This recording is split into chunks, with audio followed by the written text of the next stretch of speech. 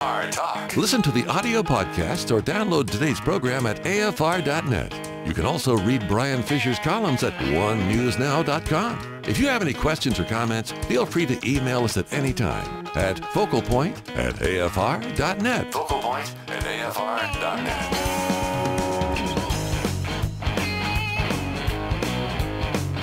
Hi, and welcome back to this free-for-all Thursday edition of Focal Point on AFR Talk. Brian Fisher is my name. Great to have you in the conversation.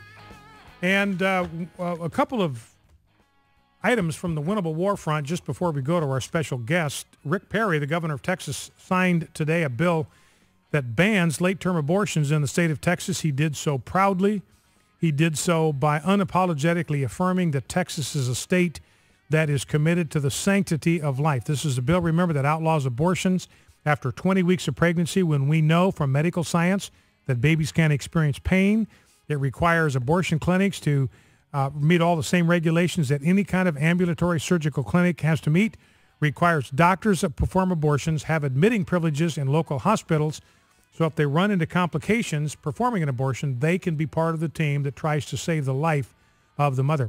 And Rasmussen, by the way, came out with a poll today that indicate that 44% of likely U.S. voters favor a ban on abortion after 20 weeks. 41% oppose such a ban. So once again, a plurality of Americans are with us on the sanctity of life issue. We are, in fact, fighting a winnable war. Well, let's go to our decision-maker line. I want to welcome to our decision-maker line Jan Markell. She is the host of the program Understanding the Times, which you can hear right here on the AFR Talk Network Saturday at 1 p.m. Central and Sunday at noon Central. Jan, welcome back to Focal Point with Brian Fisher. Brian, it's a privilege and honor to be with you. Well, it's great to have you back with us. And Jan, you know the reason I called you, and I'll just set this up, and then I'll let you take it where you want to go with it. But we got some calls several weeks ago. It's a topic that I really had not explored or studied, the issue of the role of blood moons and red moons kind of in biblical literature, biblical prophecy relating to the end times, nation of Israel and all that. And so I knew this was something that you study, and I wanted to give you an opportunity to come on and let us know, what you understand about the significance of either red moons or blood moons in biblical prophecy. Well, I'll be doing an extensive program on it, not this weekend, but the following weekend, where we'll cover it in depth. So what I'll do here is just a quick overview, because I think it's something we should pay attention to, because the Bible refers to signs in the heavens frequently. And Matthew 24 talks about a time when the sun will be darkened and the moon will not give its light. And many believe that these signs in the heavens could be perhaps kind of a megaphone of God trying to get our attention. And some other verses, Psalm 89:37, the moon is a faithful witness, Joel 2:31, sun and the moon and the stars will be turned to darkness. So there are things that are happening in the heavens, including the star that kind of announced Jesus' birth that the men from the east followed. So I think we need to be paying attention to certain things in the heavens that are unusual, and the blood moons are indeed unusual, and they don't happen very often. But even more importantly than that, when they do happen, they very often happen on a Jewish feast day, such as Feast of Tabernacles, Rosh Hashanah, various other. As a matter of fact, I have it specifically when a couple of these blood moons are going to happen in 2014 and 2015. And again, they're going to happen on, I say, Jewish feast days. Those are really feasts of the Lord. They're not feasts just for the Jews. But you see, we use a Gregorian calendar, and a wonderful evangelical pastor, Mark Biltz, came up with all of these discoveries by using a lunar calendar, the Jewish calendar, and then NASA's website. So this isn't something that's been fabricated or dreamed up or trying to be sensational. It's all out there. It just takes a little bit of research to come up with, when do these things happen, when have they happened in the past, and what happened when that occurred, and when are they going to happen in the future, and what could they be a sign of? And, of course, we don't know, but we can speculate, and I think we should speculate. So what can you tell us about blood moons that are coming up? You've indicated you've got a pastor who's done a lot of research to try to sort of coordinate these red moons. Maybe you could tell us, first of all, what a red moon is or a blood moon is, how they come about, and then maybe talk to us about the way they happen to coincide with Passover and other festival occasions in the Scripture. When the moon takes on a red color when it passes through Earth's shadow and escapes the direct light of the sun, and this then creates a red or a blood moon. It's literally a red moon, and I'm sure many of your listeners have seen it on occasion. Again, it is not real common. Let me go back in history just a couple of times when it's happened. It happened in 1492 when the Jews were all kicked out of Spain, and that was a super colossal disaster for the Jewish people because they had to flee to all sorts of places, and that furthered their dispersion and their scattering. There was a blood moon during the Independence War for Israel, 1948, 1949. There was a blood moon on 1967, 1968. That was when 67 was during the Six-Day War. Now, when are they coming? So they're frequently kind of bad news for Israel. And, you know, Brian, I mean, I'm a big supporter and a big believer that a lot of what's happening in the world, particularly in the Middle East, is happening for significant reasons that Christians need to be interested in because it has to do with what's in our Bible. It just might not be on the forefront of their minds because a lot of the pulpits today don't have much of an interest in something like this. And I try to present some of these things on the program.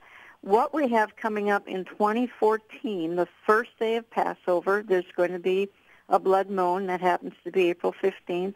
The first day of Tabernacles Feast of Tabernacles, 2014, that's going to be October 8th. There's going to be a blood moon. We do it again in 2015 on April 4th. First day of Passover in 2015, there'll be a blood moon. And the first day of Sukkot or Tabernacles, September 28th, 2015, there will be a blood moon. And then there will be no more blood moons in this century. And that's, again, it's according to the NASA website. Wow. We didn't come up with this. So how frequently now do you call them blood moons or red moons? It doesn't matter, either one. Either one. So they're basically synonymous. Yeah. So how often, roughly, do these blood moons or these red moons occur?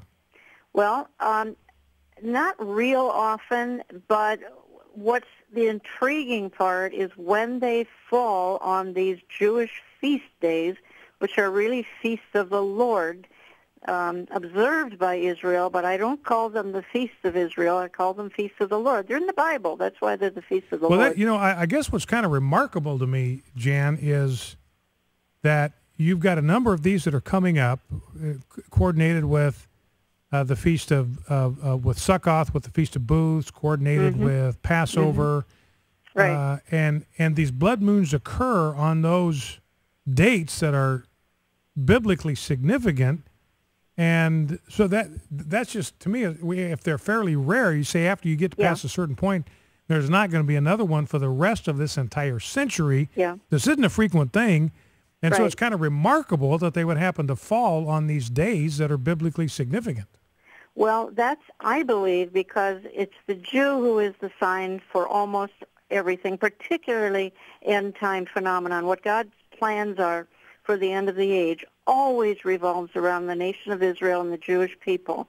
And I believe that's why he's come up with a kind of a megaphone here that's shouting, look to the heavens. And again, in the Bible, we see all sorts of references. Again, Psalm 89, the moon is a faithful witness in the sky. Joel 2:31, sun and the moon and the stars will be turned to darkness on that great and terrible day of the Lord. So there are signs in the heavens, and I think any Christian could easily live with the fact that there are signs in the heavens. Again, Matthew 24, the sun will be darkened, and all those kinds of prophecies, usually related to last days and usually related to Israel. But so many Christians aren't.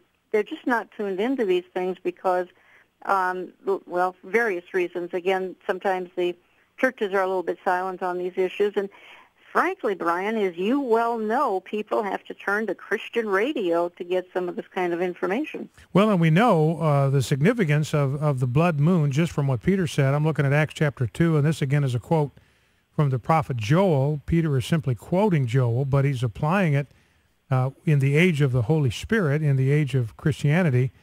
In the last days it shall be, God declares, I will pour out my Spirit on all flesh. In those days I will pour out my Spirit. They shall prophesy. I will show wonders in the heavens above, signs on the earth below, blood and fire and vapor of smoke. The sun shall be turned to darkness and the moon to blood before the day of the Lord comes. So we got about a minute left. Yeah. Tell us when the next blood moon is going to occur, and do you have any idea if there may be some significance attached to it? Well, I believe that the next blood moon is going to be the 2014, the first day of Passover, which would be April 15th. There may be one in March of that year. I'm not 100% sure, but if there's one in March, it's not on a Jewish feast day. The one April 15th, 2014, is the first day of Passover. Here's my short take on it: is I don't expect when these next few blood moons happen, 2014, 15, I don't think it's going to be a good thing. I think these are harbingers of warning, and even to the church, not just to Israel, but to the church. These are warning signs that God is giving. Now, is it going to be economic type of a dilemma? I mean, we don't know, and I'm not trying to speculate, and I'm certainly not trying to set dates. But NASA scientists have set these dates, so I don't have to. Yeah. So I think calamity is going to happen on these dates of April 15th, 2014, October 8th, 14, April 4th, 2015, September 28th, 2015. I think it will be calamity. Well, you know, and you look at the Old Testament, Jan, the references to the day of the Lord, particularly in the book of Joel, for instance, from which Peter is quoting, and the day of the Lord was a dark day. It was a day of calamity. It was a day of gloom. It was a day of God's judgment. We think of the day of the Lord as a positive thing, but biblically, from the prophetic words, it wasn't a good day. Some bad things were going to happen. All right, Jan. Well, listen, I appreciate that very much, and you're going to be devoting your program to this a week from this coming Saturday. Yes. And you can catch Jan Markell's program, Understanding the Times. Jan, what's the website? People want to get more information.